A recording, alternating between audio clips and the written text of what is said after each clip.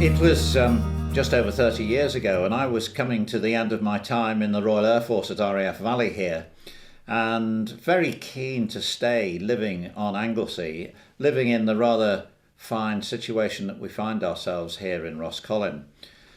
With a bit of an outdoorsy background, it became obvious to me that on Anglesey there was very limited scope for people getting involved in the outdoors on Anglesey, even though that was very much a possibility in Snowdonia. So the idea that we had was that we might set up an outdoor centre here on site in where we were living in Roscollon. Well, this was the beginning of quite a long journey to how we are now. We chose the name Outdoor Alternative because we wanted to have an alternative approach at the time. The idea of sustainability really had not appeared on the scene, and it was not something that registered with us.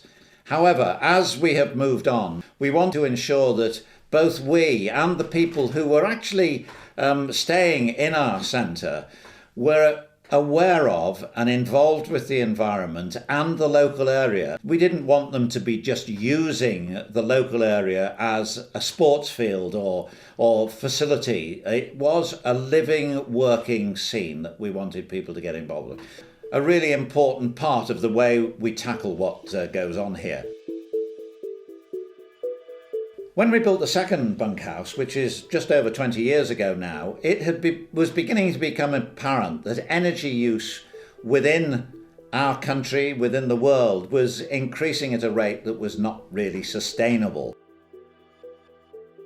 The opportunity then arose, as we were fitting out the bunkhouse, to fit modern low-energy light bulbs. Although they were incredibly expensive at that time, we started to see that our costs were reducing and the work and the disposal of light bulbs was fading away. More recently, as we've been able to take advantage of the incentives that the government have provided, we have been able to invest in solar voltaic, we've been able to invest in solar thermal, and we've been able to see our energy use is continually reducing, impacting less upon the environment. However, Margaret and I have reached a stage where we need to step back, and we're fortunate that our daughter Jackie and her family have been with us for 9 years now and are ready to move on with our same vision of sustainability and living lightly in our glorious environment here. I've been involved in the family business for 9 years and share my parents' values about sustainable living. Some of the low-tech changes we've made have been around water reduction, where we've added hippos to toilet systems, reducing the volume of water used, hold-down toilet flushes. In the showers, we've added the aerated heads, which reduce the use of water by 50%, and also implemented those into the taps. We've also introduced a chemical-free cleaning system, ENYO, which reduces the amount of chemicals we put into the environment and also helps our septic tank. Recycling's always been an important part of our life here at Cerrig-y-Rhadder. We separate our rubbish and ask our customers to do the same, giving campers recycling bags and the bunkhouse users boxes.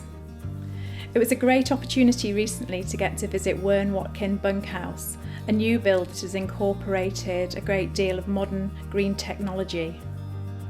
The visit to Wern Watkin gave us a lot of good ideas. It was really interesting to see what Andrew had incorporated initially in his build that we've been able to retrofit. Some of the new ideas we're going to look at further are the heat recovery system, LED lighting and voltage optimisation.